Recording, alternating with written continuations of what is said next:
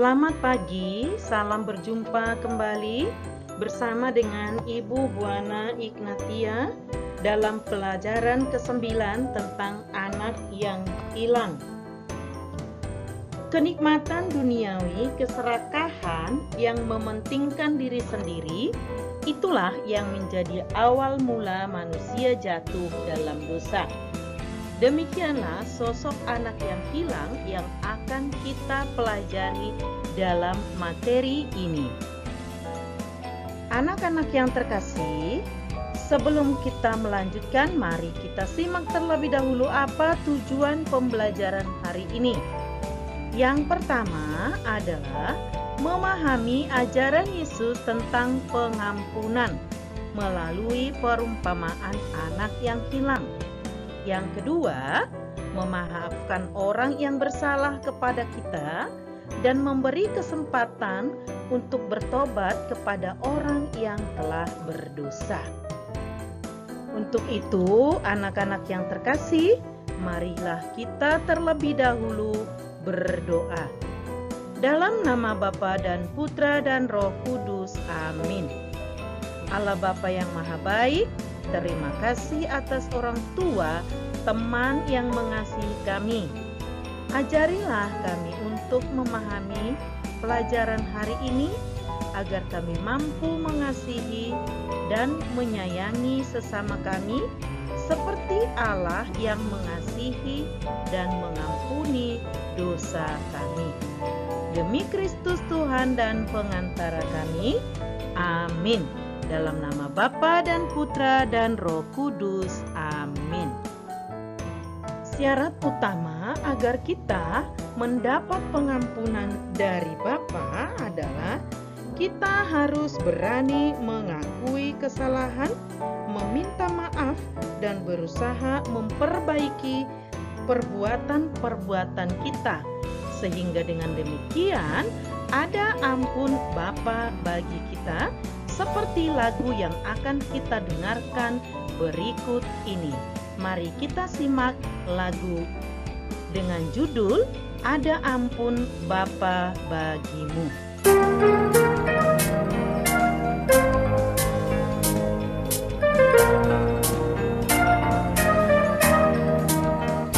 Anak bungsu pergi ke negeri orang, tinggalkan bapaknya mengeluh. Akhirnya habislah uang dan barang, hidupnya dalam susah penuh. Hidupmu telah cemar, lagi pun hina, lihat jalanmu sudah sesat.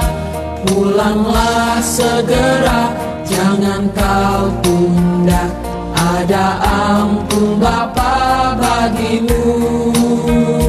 Pulanglah anakku, Bapa rindu berseru. Pulanglah hai anakku, ada ampun Bapa bagimu.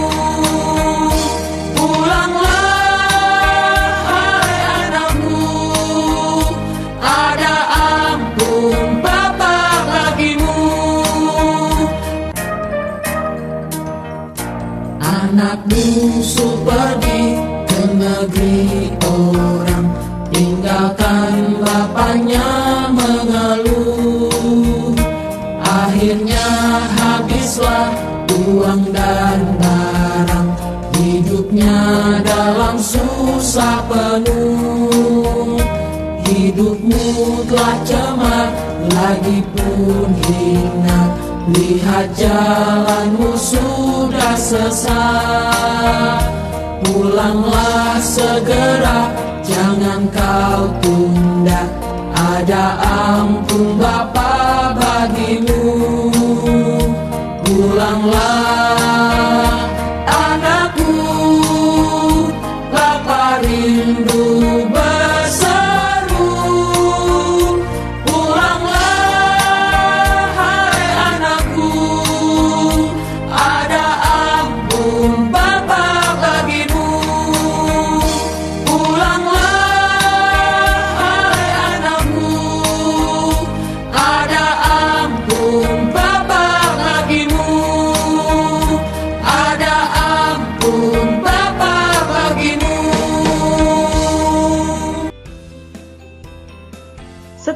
kita mendengarkan lagu Ada Ampun Bapa Bagimu. Anak-anak yang terkasih, siapa yang pernah memaafkan atau meminta maaf? Misalnya di sekolah, di rumah, atau meminta maaf kepada teman, orang tua, dan juga kepada orang yang telah kita buat salah. Atau bagaimana perasaan kita ketika memaafkan seseorang, atau saat kita dimaafkan seseorang karena kita telah berbuat salah? Tentu, dimaafkan adalah sesuatu yang sangat melegakan dan sangat membahagiakan diri kita sendiri dan juga orang yang telah memaafkan kita. Memang memaafkan membutuhkan proses, tidak segampang seperti kita membalikkan telapak tangan. Memaafkan itu butuh waktu. Kenapa?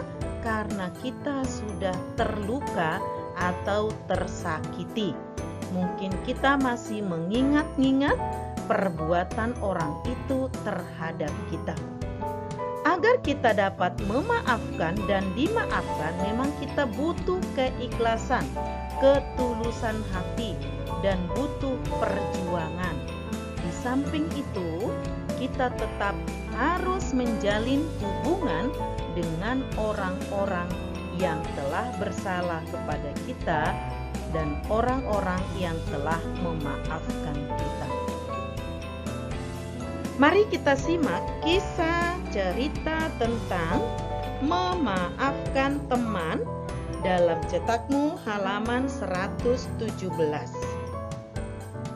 Di situ diceritakan, Leni sedih karena bukunya basah ketumpahan air minum, sehingga semua bukunya basah dan rusak. Saat Bu Guru bertanya, ternyata satu pun tidak ada anak-anak yang mengakui. Tidak ada yang berani mengakui kesalahannya, sehingga Leni menjadi sedih dan menangis.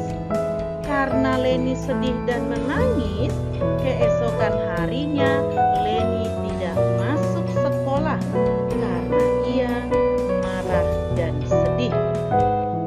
Ia harus mengganti buku-bukunya dan mengerjakan kembali buku-buku dengan menulis semua PR-nya.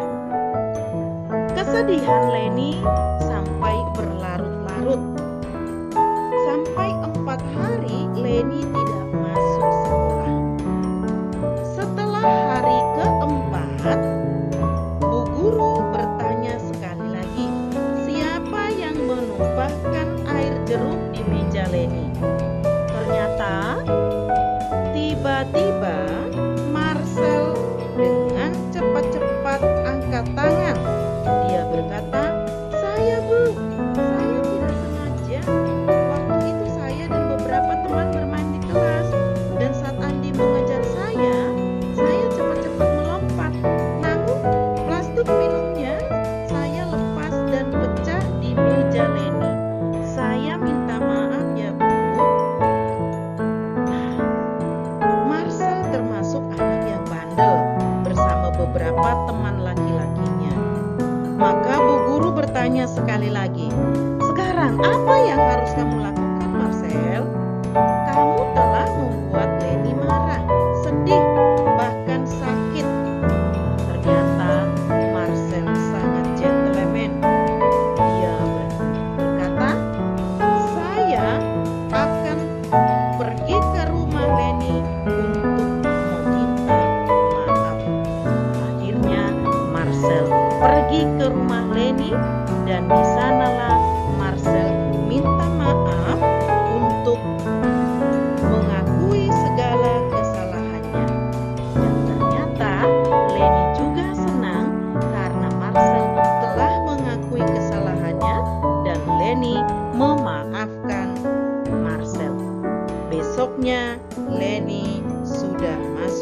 bersalah dan tetap bersahabat dengan Marcel. Itulah kisah memaafkan teman. Anak-anak yang terkasih, memaafkan adalah suatu perbuatan yang terpuji. Dalam kitab suci, Yesus mengajari kita untuk saling memaafkan dan mengampuni. Maka, mari kita simak video tentang perumpamaan Yesus melalui perumpamaan anak yang hilang. Mari kita tonton sejenak. Yesus berkata lagi, Ada seorang mempunyai 2 anak laki-laki. Kata yang bungsu kepada ayahnya, "Bapa, berikanlah kepadaku bagian harta milik kita yang menjadi hakku." Lalu ayahnya membagi-bagikan harta kekayaan itu di antara mereka.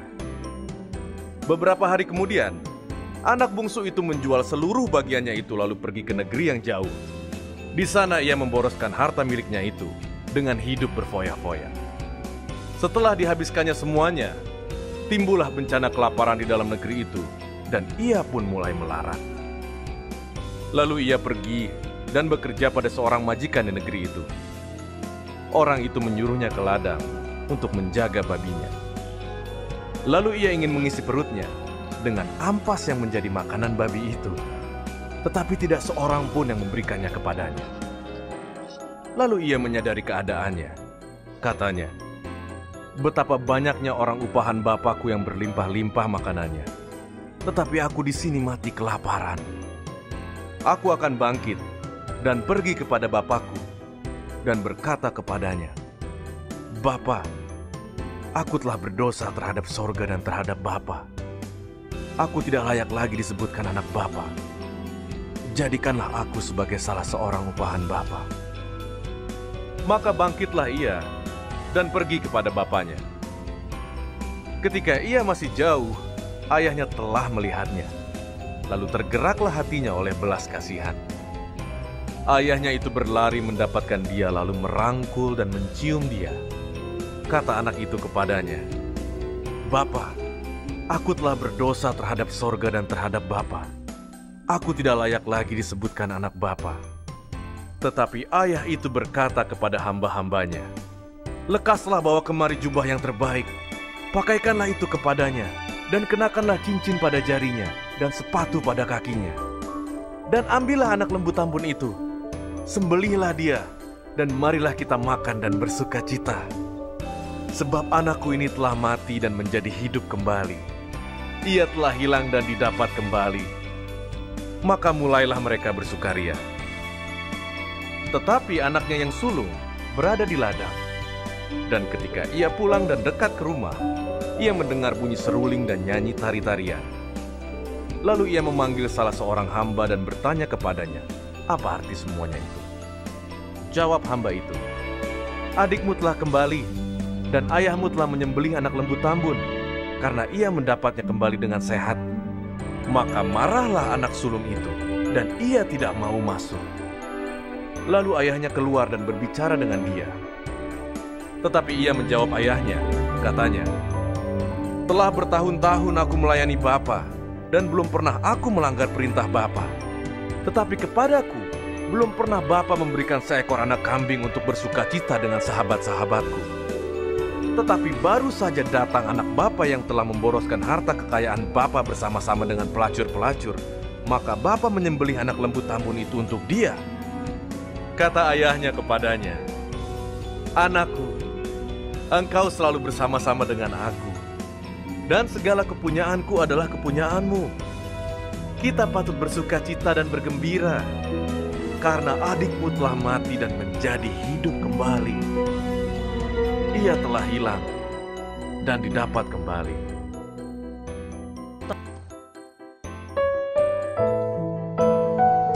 Anak-anak yang terkasih, setelah kita menyimak video tentang anak yang hilang, ibu mau bertanya, siapakah tokoh dalam cerita di atas? Ya, ada ayah, ada si sulung, dan ada si bungsu.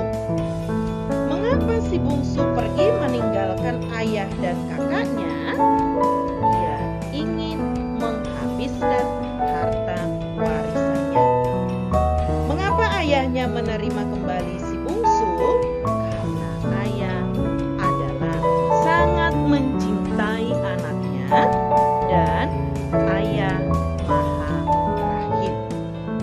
Mengapa sang kakak awalnya tidak mau menerima kembali adiknya? Karena adiknya telah memfoya-foyakan seluruh harta warisan yang telah diberikan ayahnya. Siapakah tokoh yang paling baik dalam cerita di atas? Tentu ini terserah kita melihat tokoh ayah adalah yang paling baik. Sedangkan si sulung ya, itu menggambarkan orang yang seperti kita, yang terkadang kita merasa diri paling baik, ada rasa iri, merasa orang lain yang bersalah, kita tidak. Sedangkan ayah itu penuh belas kasih meskipun anaknya telah melakukan perbuatan-perbuatan yang salah. Sedangkan si bungsu adalah orang yang suka maunya sendiri, tetapi pada akhirnya ia mau dan berani mengakui kesalahannya dengan kata dia berdosa tapi mau bertobat. Anak-anak, kenikmatan duniawi, keserakahan, dan mementingkan diri sendiri memang menjadi awal manusia jatuh dalam dosa. Si bungsu berfoya-foya dengan harta warisannya dari ayahnya sampai habis.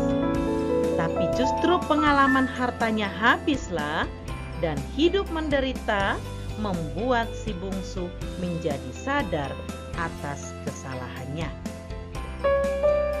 Manusia biasanya kalau hidup tidak mengalami penderitaan, kebanyakan jauh dari Tuhan.